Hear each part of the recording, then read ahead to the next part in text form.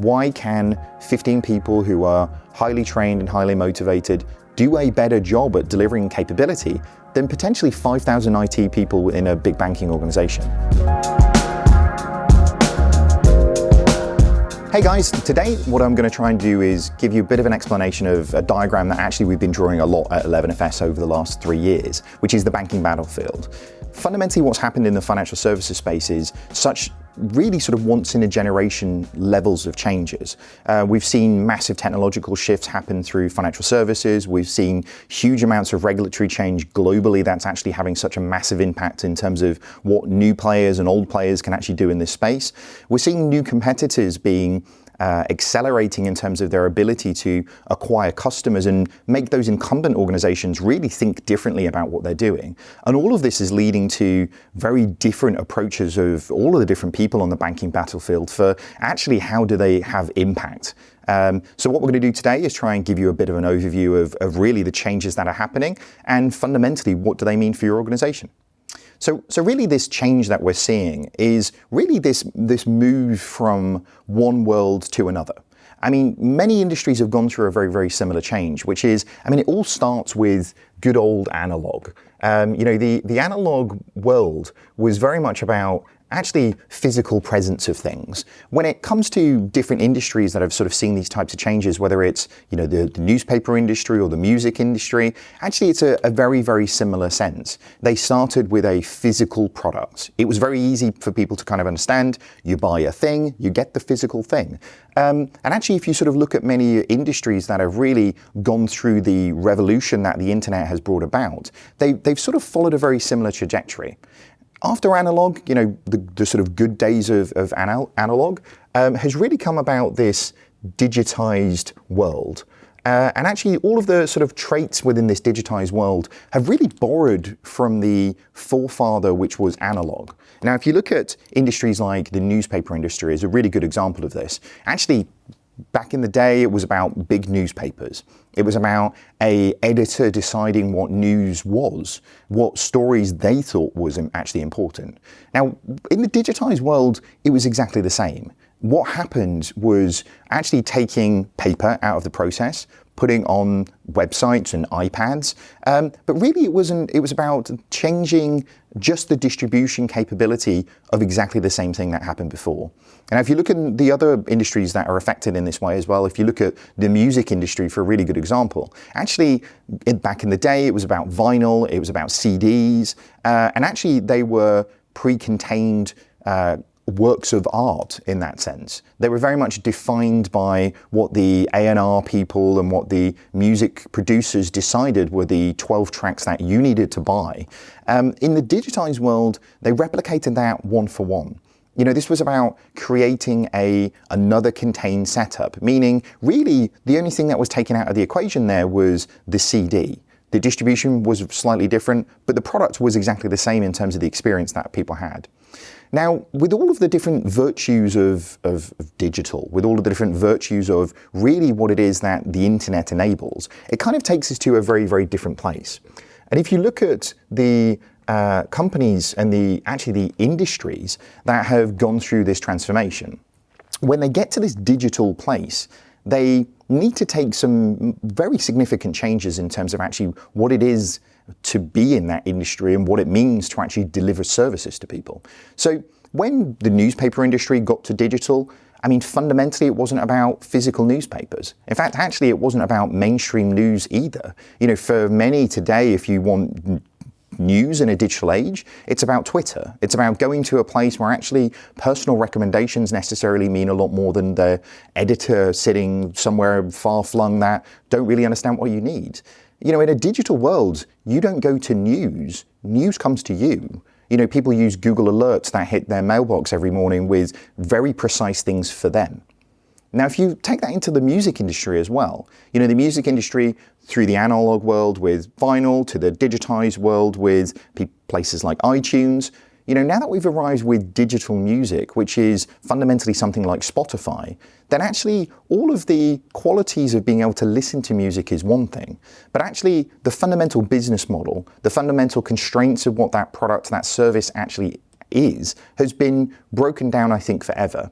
Equally, actually, if you look at the change in power in all of these different industries as well. If you look at in analog, if you look in digitized, it was the same organizations with the same control structures, retaining that power through that transition. In a digital world, the old players are at significant threat from people who can embrace technology and embrace change in a much bigger way than they can. Now, lots and lots of laterals there for banking, right? In the analog world, we had branches, and that was great. In the digitized world, well, really what we've done is we've taken paper statements and just deployed them against a website. I should add spending billions of pounds in that process to go from analog to digitized.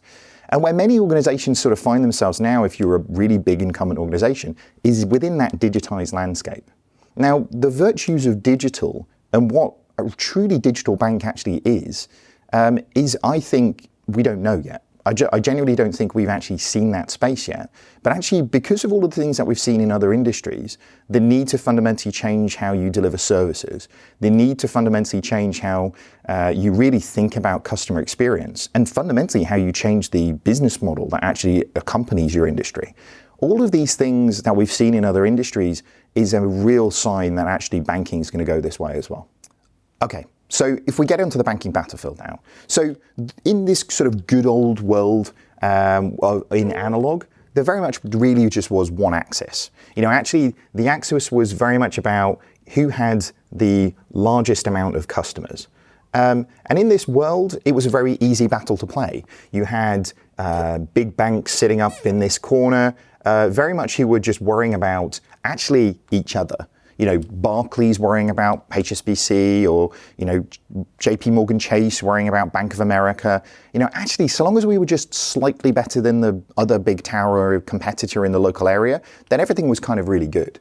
So these big banks in this space kind of had it pretty easy. You acquire a huge amount of customers, you stay in this space in terms of actually delivering it. The things that were sort of sitting underneath them was very much about the sort of smaller banks. Now in the UK, this is somebody like a Nationwide.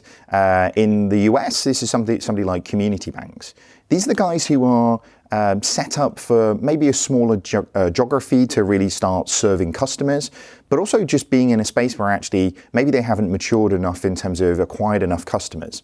Very often we've seen these smaller banks actually be maybe offshoots of joint ventures that have happened. I mean, somebody like Tesco Bank in the UK would sort of play to this favour. The thing I kind of say about a lot of these smaller banks is they sort of made the mistake of really emulating the big banks. And the problem that sort of comes from that is what they did was they spent a lot of time and a lot of effort replicating the approaches and technologies, in many instances recruiting many people from the bigger banks, bringing the same culture, the same thinking, these same approaches. And having built these organizations very much from a greenfield perspective, then actually all they did was replicate smaller versions of much bigger banks.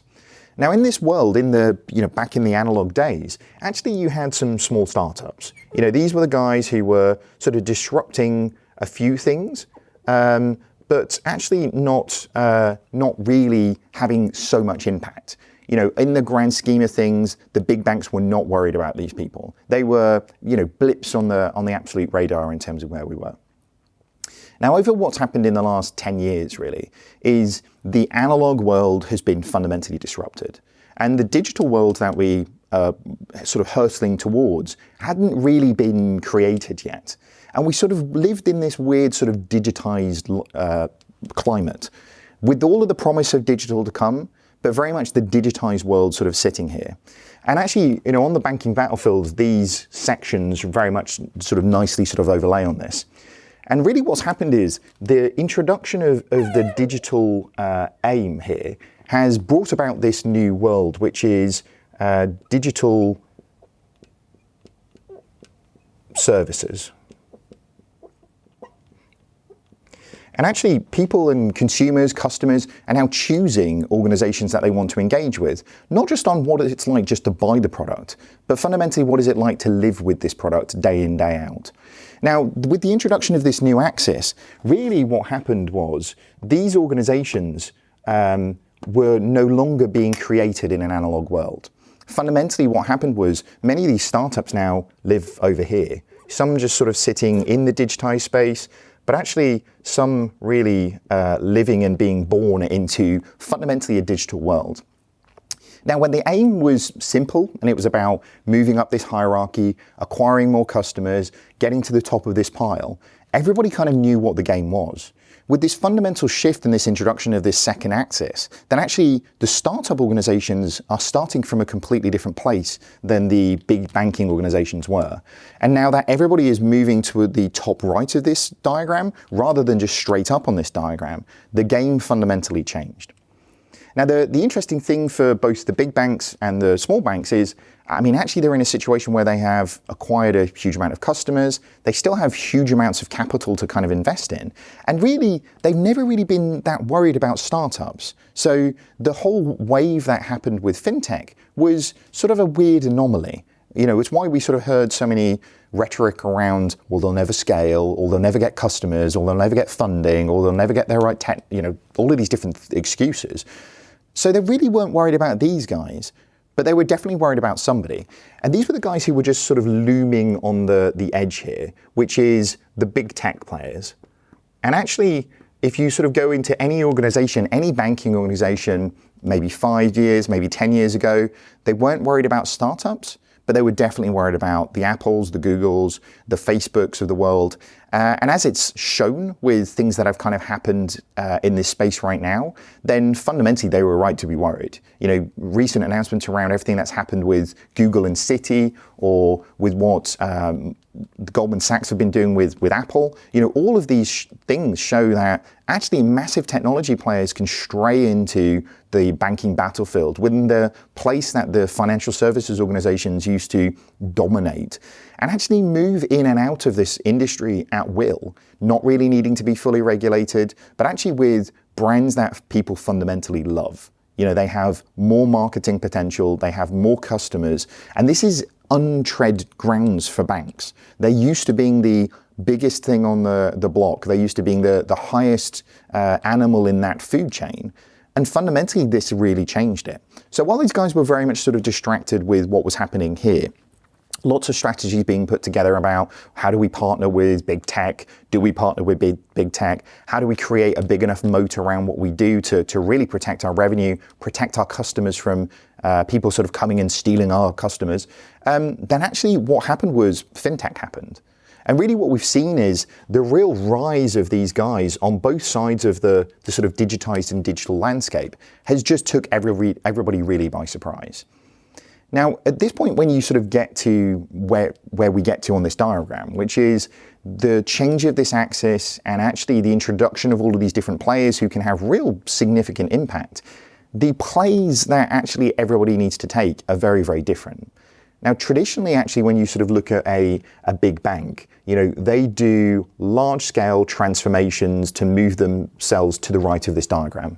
It's very much about actually how do we set up a large-scale program? How do we set up digital transformation? How do we invest £1 billion to kind of slightly move the dial and move stuff forwards, adhering to regulatory change that's happening, whether it's PSD2 or GDPR or everything that really sort of comes through. But it's such a slow process. You know, many digital transformations fail to deliver any of the ROI that they really set out to do. And many of the digital transformations that happened really between probably 2005 all the way through to 2014, actually the benefit was really sort of false, because it wasn't about the investment that the banks were making. It was fundamentally the consumer's channel of choice dramatically shifting, that anything in digital delivered so much benefit. So rather than actually this big strategic, haven't we done such a good job by moving people across, actually what happened was the digitized world was really about taking people and paper out of the process again.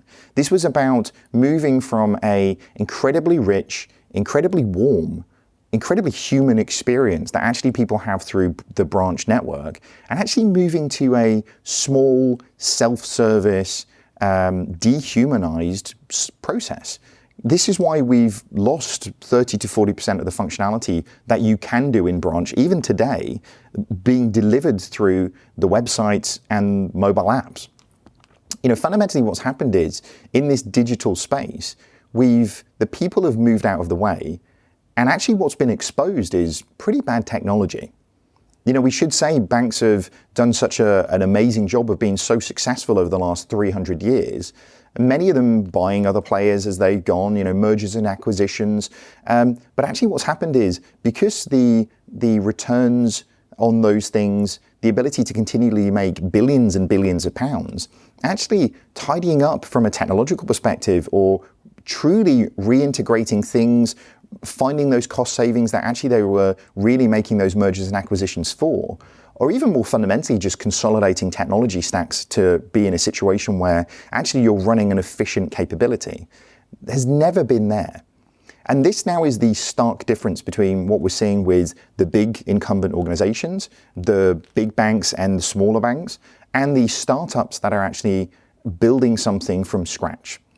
The startups that are coming into the space are building with today's technology. It isn't about COBOL and mainframe, it's about microservices and DevOps. Actually, these are things that are native. I think the best example of this is always around the cloud services.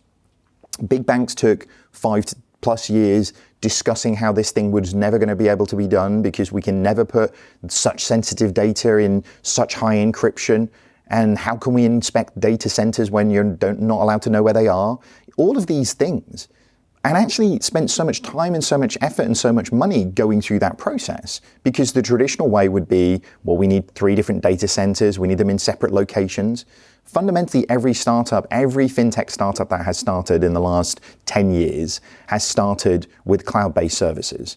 Amazon, Google, Microsoft, whatever other flavor of cloud services you like.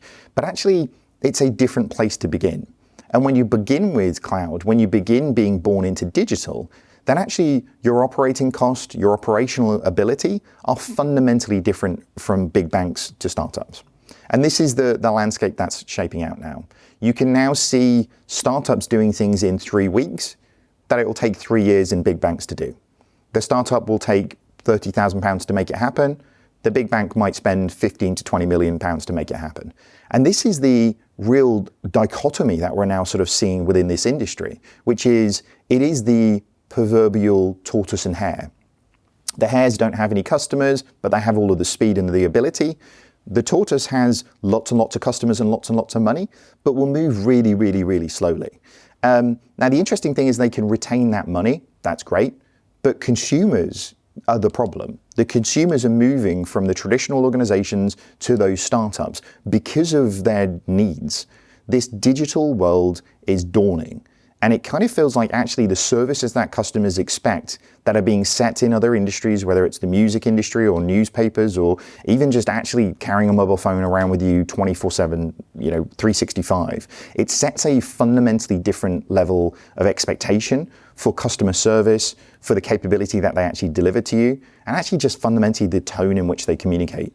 So with consumers moving to these startups, the realization from the big banks is actually what has made us successful to get to here is not going to make us successful to get to where we need to be.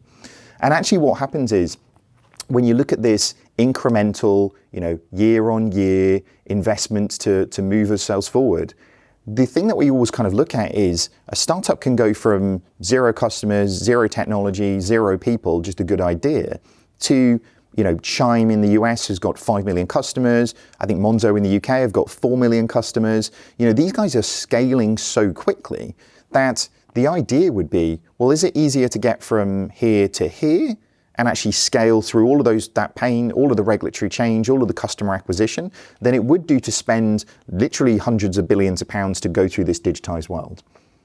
The approaches that are being deployed in organizations to digitize analog capability are not fit for going from digitization to truly digital capability. And this is an interesting thing. What is great to see is that actually people are kind of learning, though.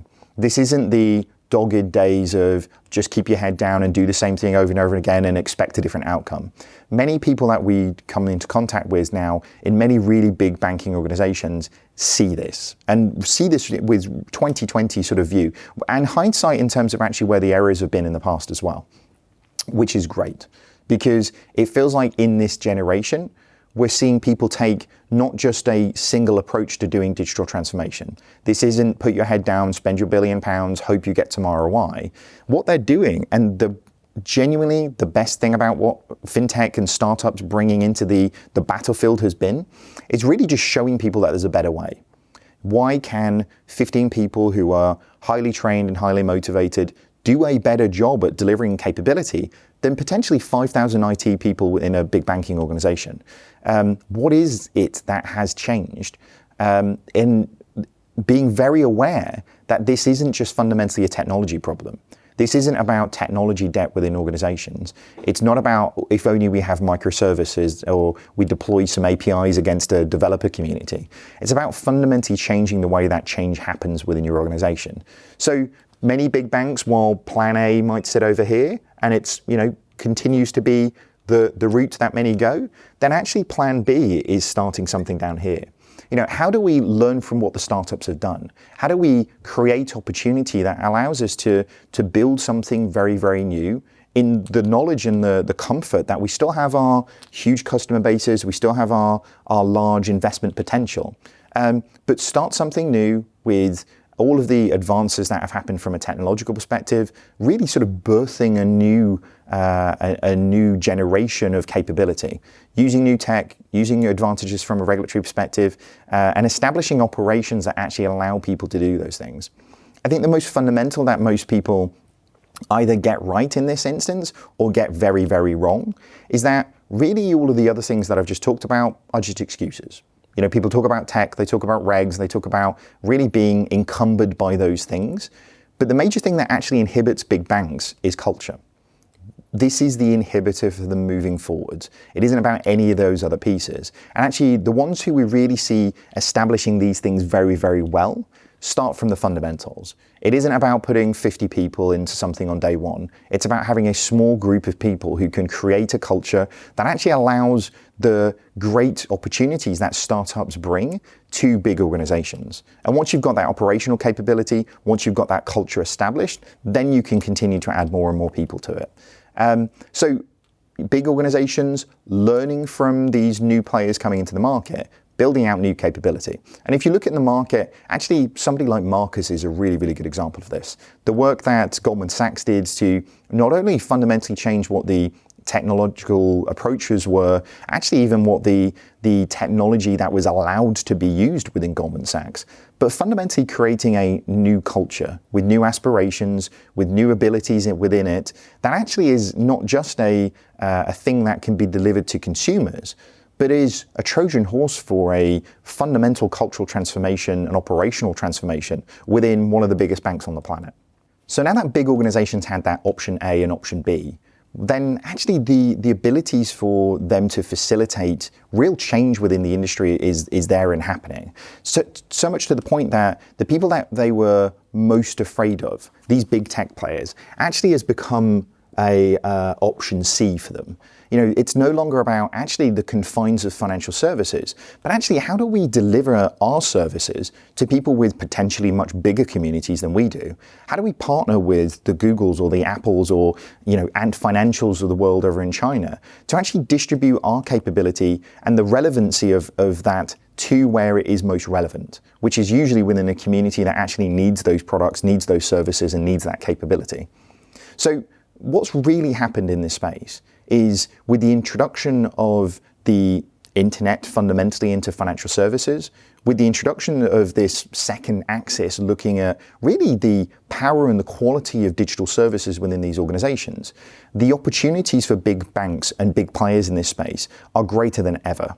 Actually, the inhibitor to all of this happening is the decision that actually the changing the way that change is actually done with these organizations is A, something that they feel is a problem that they need to face in, and then B, can they actually facilitate the culture that is required to face into the dawn of really digital capability. And if those two things can happen, and actually the plan B and the plan C start to look like material strategies that actually can spend much less time, much less effort, and much less money to achieve so much more in this industry, then I think we're going to start to see really, really dramatic changes in what financial services fundamentally is. Hope that helped.